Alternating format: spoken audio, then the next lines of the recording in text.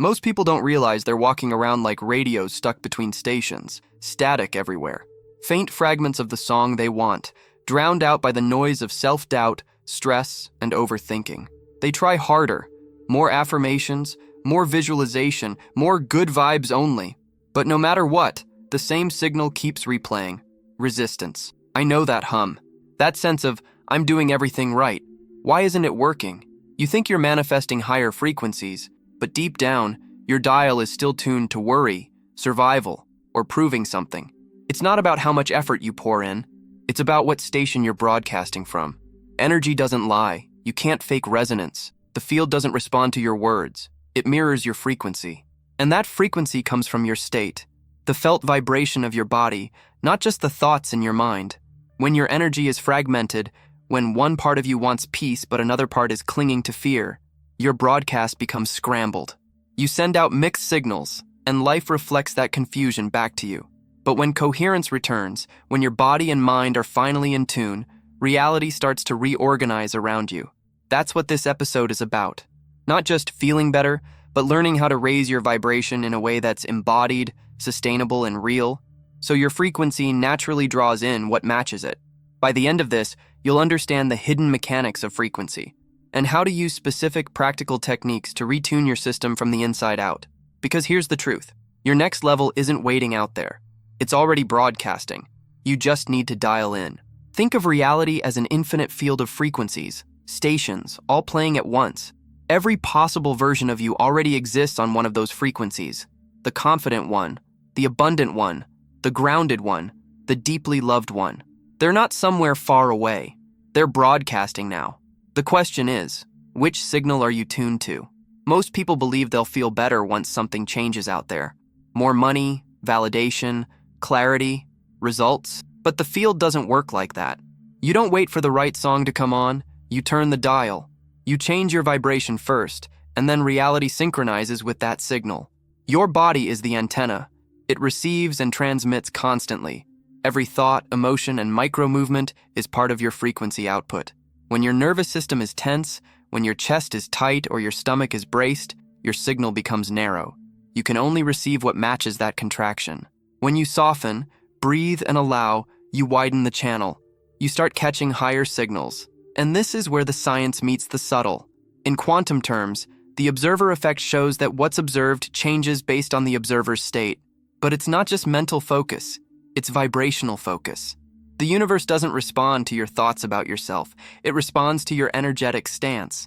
That's why embodiment matters. If your mind says I'm abundant, but your body whispers I'm unsafe, the body wins, every time. Because your vibration is being broadcast through feeling and not language. So when we talk about raising your vibration, we're not trying to fake joy or force positivity. We're recalibrating the entire antenna. We're aligning your internal signal with the station that already matches the reality you want to experience. Over the next few parts, I'll show you the exact techniques that do this, step by step. The first one doesn't even require visualization or affirmation. It starts with something much simpler, something that instantly changes your frequency, even before a single thought shifts. Because once you learn to retune the signal, you'll never chase the music again. But here's the twist most people never realize. The thing that actually blocks the higher frequency isn't negative energy at all. Here's the biggest myth about raising your vibration, that you have to stay positive all the time. That the moment you feel fear, sadness, or frustration, your energy crashes and everything you're manifesting dissolves into smoke. That belief alone keeps more people stuck than anything else. Because what truly lowers your vibration isn't a low emotion. It's the resistance to it. The war inside you between who you think you should be and what you actually feel right now. Imagine this. You're waiting for a text, maybe from someone you care about. You keep checking your phone, pretending not to care, but your stomach is tight. Every minute that passes feeds a loop of self-doubt. Did I say too much? Are they losing interest? You notice the tension, and then you judge yourself for it. I shouldn't feel anxious, I should be chill, high vibe. But in that moment, your signal isn't anxious because of the silence. It's anxious because you're resisting the feeling of anxiety itself. You've split your frequency, one part craving connection, the other suppressing fear. The station crackles with static. What if you did the opposite? What if you actually turned toward the discomfort, softened into it, and said, It's okay that I care. It's okay that I'm scared. The moment you stop fighting your emotion, the signal clears. You move from judgment to coherence. The vibration rises not by effort, but by permission. Your vibration doesn't increase by adding more light. It expands by allowing more truth. That's the first secret to authentic frequency work. Coherence before correction. You can't force yourself higher. You harmonize by integrating what's already here. The body relaxes, the energy stabilizes, the mind quiets, and suddenly, what felt like a block becomes an amplifier. So yes, emotion matters, but not as something to escape, as information. Every emotion is feedback from your antenna, telling you whether you're tuned to safety, love, or fear. The key is learning how to read it, not resist it. And there's a reason why that's so powerful. Because your nervous system is the actual dial of your vibration. And once you learn how to work directly with that dial, you'll realize you've had the tuner in your hands all along. Let's get honest about something. You can't raise your vibration from a body that feels unsafe. You can say all the right affirmations, hold the perfect vision, play frequency music for hours. But if your nervous system is in defense mode, your body won't let the higher signal through. It's not because you're doing it wrong, it's because your system is trying to protect you. Every time you've been disappointed, ignored, or hurt, your body learned to brace. It stored micro-contractions in the muscles, micro-pauses in the breath. Those are like static on your radio signal. Old frequencies that still hum beneath the surface. You can't think your way out of that. You tune your way out by creating coherence between your brain, heart, and body. Here's the simplest way to begin. Right now, take one slow breath in through your nose. Not a big one, just enough to notice the cool air touching the back of your throat. Now exhale through your mouth like you're fogging a mirror. Again, but slower this time. As you breathe, gently relax your shoulders. Let your belly soften. Then place your attention in the center of your chest. Not to visualize, just to feel. That sensation in your chest, that's your broadcast point. Every emotion you've ever had has rippled from there. When you soften it, you open the main frequency band of your system, the heart field. Now, as you continue breathing, imagine that your heart and brain begin syncing, like two instruments finding harmony after playing out of tune. The mind slows down, the breath deepens, the body begins to trust. That trust, that inner safety, is what allows your vibration to rise naturally. Because coherence isn't a mental trick, it's a biological permission slip. Your system can't receive higher frequencies if it's busy scanning for danger. But when you create this pocket of safety, energy begins to move again. You'll feel warmth, tingling, even a subtle sense of expansion. That's not imagination. That's your field recalibrating. This is how you start living as a tuned instrument. Not pushing, not performing, resonating. And that resonance starts rewriting what reality reflects back to you. But coherence is only the entry point. The next leap happens when you stop chasing temporary high states and begin embodying a higher identity itself. Here's the trap most people fall into once they start raising their vibration. They confuse a state for a shift. They chase the rush, the meditation high, the motivational surge, the fleeting sense of alignment that feels electric for a few hours. But then something stressful happens. An old fear resurfaces, and it all collapses. That's because a vibrational high state is like catching a song temporarily on the radio. It feels amazing, but if your hand slips off the dial, the static returns. The real mastery isn't in visiting higher frequencies, it's in living there. And that only happens when you upgrade the identity that's holding the dial. Let's make this simple. Every identity has its own frequency range. The I'm not enough identity vibrates differently than the I am safe and capable identity. The I'm always behind self transmits scarcity. The I'm exactly where I need to be self transmits ease. You can't stay tuned to abundance while still identifying as the one who never has enough. So the real work of raising your vibration isn't about forcing yourself to feel better. It's about becoming the version of you whose frequency naturally matches what you desire. You can't fake that. The field knows the difference between pretending and embodying. Think of it like a tuning fork.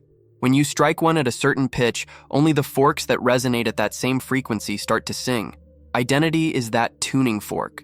Your beliefs, posture, tone, choices, all of it hums with your self-concept. Change the self, and the entire field rearranges to match. And this shift isn't abstract. You can feel it. When you start identifying as the person who already belongs where you're heading, your body language changes. Your nervous system calms. Your intuition sharpens. You stop grasping because the energy of lack no longer feels like home. That's why trying to raise your vibration never works. Trying comes from the identity of someone who's not there yet. But when you start being the tuned version of yourself, the effort dissolves. Still, there's a deeper layer to this, one that flips the whole concept of vibration inside out. Because if identity determines your frequency, then what if identity also determines your timeline? And that's where everything you think you know about manifestation begins to bend. If identity sets your vibration, then vibration determines which timeline you tune into. Every possible version of your life, every outcome, every opportunity, every version of you already exists as a different frequency on the field spectrum. It's not fantasy, it's resonance. Just like radio stations, they're all broadcasting now. You only hear the one you're matched with. The struggling timeline is one station. The peaceful and abundant timeline is another. The difference isn't luck, it's signal coherence. And the dial that moves between them, that's your identity. Let's ground this with something real. Imagine you're under money pressure. A bill just arrived, unexpected. Your chest tightens. The mind spirals. I should be further ahead by now. That emotion isn't just psychological, it's vibrational. It's the signature of the lack station. The more you identify as someone who's behind, the stronger that frequency becomes, and the field mirrors it with matching experiences. Delays, scarcity, closed doors. Now here's the pivot. The abundant version of you isn't richer because they earned more. They're richer because they broadcast differently. Their nervous system holds safety around money. Their choices come from expansion, not panic. Their actions have the rhythm of enoughness. You don't attract the abundant timeline by repeating affirmations from the lack station. You change stations. You become the person who already lives there. You breathe slower. You make decisions from trust instead of desperation. You stop measuring your worth by what hasn't happened yet. And slowly, your environment begins to shift. Not because magic replaced logic, but because you stopped reinforcing the static. This is timeline tuning. Every identity exists as a frequency band. The higher the coherence between your thoughts, emotions, and body, the clearer the broadcast, and the faster your outer world reorganizes. It's subtle at first. One call that finally goes right. One payment that comes through. One conversation that feels lighter. But each of those events is a proof of frequency alignment. Most people wait for proof before shifting their signal. Masters shift their signal until proof appears. And here's the wild part. When you stay consistent with a new identity long enough, reality stops feeling like something that happens to you. It becomes something that responds to you. But how do you actually rehearse that new frequency? Not mentally, but physically, until your body makes it automatic. That's where the next set of tools comes in. Techniques designed to hardwire the vibration of the timeline you choose. Once you've chosen the frequency you want to live on, the key is repetition. Not through thinking, but through embodiment. Your body learns through rehearsal. Every emotion you sustain is a broadcast you strengthen. So instead of waiting for the world to confirm your new identity, you start training your system to feel it first. Here are 4 ways to do it. 1. Bridge statements. Most affirmations fail because they're too far from your current frequency. If your body doesn't believe the statement, it rejects the signal. So instead of jumping from I'm broke to I'm abundant, you build a bridge. Try this. I'm learning what safety around money feels like. I'm beginning to trust that support is possible. I'm open to the feeling of ease even if I don't fully know it yet. Each bridge statement moves you up 1 notch on the dial. Believable enough for your system to stay coherent, elevated enough to shift your field. 2. Somatic anchors. Pick one physical gesture that represents your higher frequency. Maybe it's placing a hand over your heart and taking one calm breath. Maybe it's straightening your spine or relaxing your jaw. Do it every time you catch yourself contracting. The body learns faster than the intellect. Every anchor reteaches your nervous system what tuned feels like. 3. Frequency rehearsal. Once a day, close your eyes and imagine the vibe of your next level timeline. Not the visuals, but the felt atmosphere. What's the tone in your chest, the rhythm of your breath, the way you walk into a room? Stay there for 90 seconds. That's all you need to remind your field who it's becoming. 4. Environment calibration. Your surroundings broadcast too. The music you play, the lighting, the clutter on your desk, they all hold frequency. Start curating your environment to match the vibration you're rehearsing. One small shift in atmosphere can stabilize your signal more than hours of forced visualization. The secret is consistency over intensity. Small daily signals compound. You're not trying to become. You're remembering what already matches you. Have you ever noticed the moment you stopped gripping, what you wanted finally showed up? Tell me your story in the comments. It might unlock someone else's leap. But of course, practice alone doesn't remove the deeper traps. Because no matter how well you rehearse, there are 3 specific energetic patterns that can quietly pull your frequency back down, and you'll need to know how to transmute them before they scramble your signal again.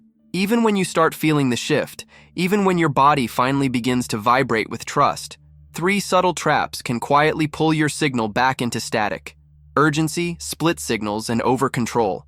Each one disguises itself as motivation, but beneath the surface, they're old frequencies replaying the same low station. Let's decode them. 1. Urgency. Urgency is panic wearing ambition's clothes.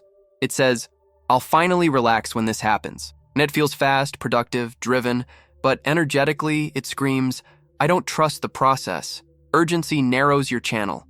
It floods your body with cortisol, closing the heart's broadcast band. Transmute it by flipping the sequence. Act after coherence, not before it. Before sending the message, making the post, or taking the leap, pause for one full exhale. Feel your feet on the floor. Make your next move from grounded presence instead of adrenaline. That's not laziness. That's vibrational precision. The energy you act from determines the result you get. 2. Split signals. This happens when one part of you wants something, but another part is afraid of having it. You say, I want love, but deep down, you fear losing freedom. You say, I want success, but fear being seen. The field can't mirror coherence when your internal signal is fragmented. The fix? Integration through honesty. Instead of fighting the fear, name it out loud. Part of me wants this. Part of me feels scared. That acknowledgement alone unifies the field. You stop leaking energy pretending to be one frequency while secretly broadcasting another. True coherence begins when every part of you gets permission to exist in the same room. 3. Over-control. The mind loves to grip outcomes, timing, details, results. It believes control equals safety, but control is just disguised fear. When you overmanage your manifestation, you collapse quantum possibility into a narrow range. The antidote is rhythmic surrender. Every time you catch yourself micromanaging, repeat softly, it's handled. Then redirect your energy toward alignment instead of outcome. Reality organizes faster when you stop suffocating it. You don't manifest by perfect effort. You manifest through clean frequency. Each obstacle is just static asking for harmony. When urgency softens, signals unify, and control dissolves, your system becomes transparent. Energy flows freely, and the field responds in real time. And this is where the magic gets real. When your vibration doesn't just rise in meditation, but stays elevated through ordinary life. Because the real test of mastery isn't what you can feel on the mat. It's what you can hold while walking through your day. It's one thing to feel aligned in meditation, another to hold that vibration while the world moves around you. Raising your frequency isn't about escaping reality. It's about tuning through reality until it starts harmonizing back. The real art is integration, keeping your dial steady during the small invisible moments. That's when your field is tested and strengthened. Start with walking. Each step is a vibration pulse through your entire system. Walk as if you're broadcasting the energy you want to live in. Shoulders open, breath easy, eyes lifted slightly above the horizon. This posture tells your nervous system, I'm safe here. The more you move as if grounded and guided, the more your body believes it, and the frequency stabilizes. Then, eating. Most people rush through meals while thinking of their to-do list, but food is energy too, coded vibration. When you eat slowly, with gratitude and awareness, you synchronize with nourishment. You stop matching scarcity and start embodying abundance. Even a simple sip of water becomes a moment of resonance. Now conversations. Every dialogue is an exchange of frequency. If someone around you is negative or anxious, don't resist or absorb it. Imagine yourself as a clear channel. Their words pass through without distortion. You stay tuned by returning to your breath, to the feeling of expansion in your chest. That internal steadiness will start affecting them more than their mood affects you. And when stress hits, the traffic jam, the delay, the unexpected turn, those are the real tuning sessions. In those moments, frequency work becomes mastery. Pause. Inhale once through the nose, exhale twice as long through the mouth. That simple act resets your field faster than hours of mental effort. Integration is about embodiment through repetition. Every ordinary moment becomes sacred when you remember it's an opportunity to broadcast. You're no longer doing the work, you're living it. And something beautiful begins to happen. Reality starts echoing you. People respond differently. Time flows smoother. Coincidences line up not by luck, but by coherence. You begin to sense that your energy isn't passive, it's creative. Still, there's a next stage most people never reach. The expansion beyond self, where your vibration doesn't just change your life, but ripples into every area. Relationships, creativity, purpose, even health. And that's where your personal frequency becomes a force that rewires everything it touches. When your vibration rises and stabilizes, the shift doesn't stay contained. It leaks, beautifully, into every area of your existence. Relationships start feeling cleaner. Creative flow returns. Your health improves. And without forcing it, purpose begins to clarify itself like fog lifting off a lake. Because vibration doesn't compartmentalize. When coherence builds in one domain, it reorganizes the others automatically. The field responds as a whole. Let's look at it through one real moment. You're sitting at your desk trying to create a piece of art, a project, a post, something that matters to you, but your mind is blank. You feel that familiar creative block, the dull ache of nothing's coming. You start scrolling, comparing, doubting. The more you try to push the idea out, the tighter your chest feels. That's not lack of inspiration. It's an energetic misalignment. You've slipped into the frequency of pressure. The mind's gripping the outcome, and the body has gone rigid. The field can't flow through a clenched system.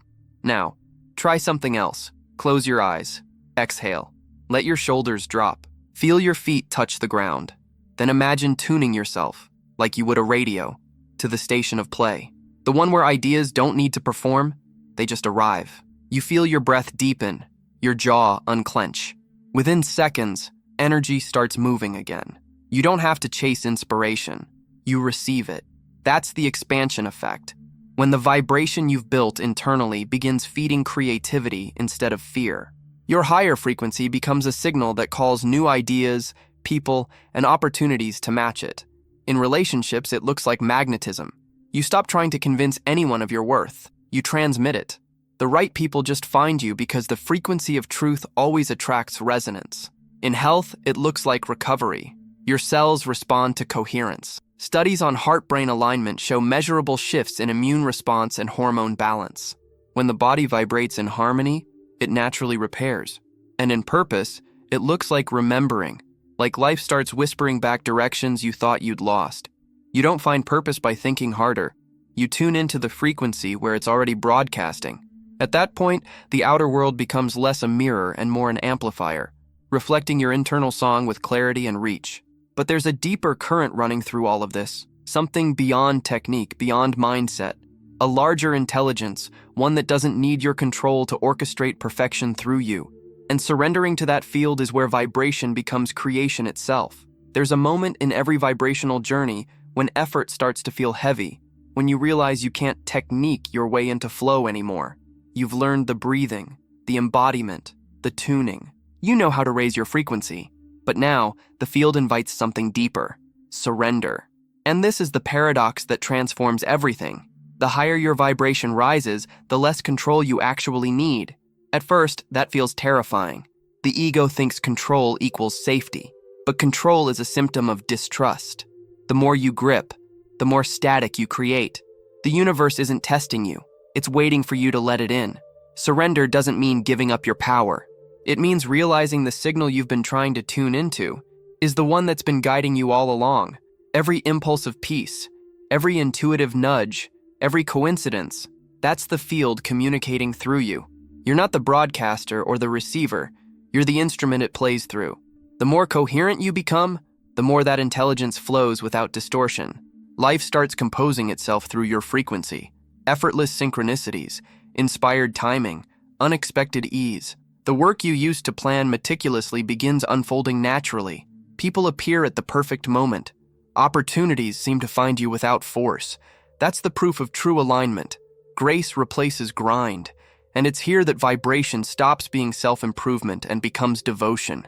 You start to feel awe for how reality responds. You sense the field as a living consciousness, one that reflects not just your thoughts but your trust. Surrender is the final dial on the tuner. When you stop fighting what is, you align with what's possible. You're no longer trying to raise your vibration, you are the vibration. The signal and the station become one. It's almost funny how simple it gets at this level. The entire universe runs on resonance. You don't have to command it, you just have to match it. And when you finally stop trying to control how it happens, reality rearranges faster than your mind could ever script.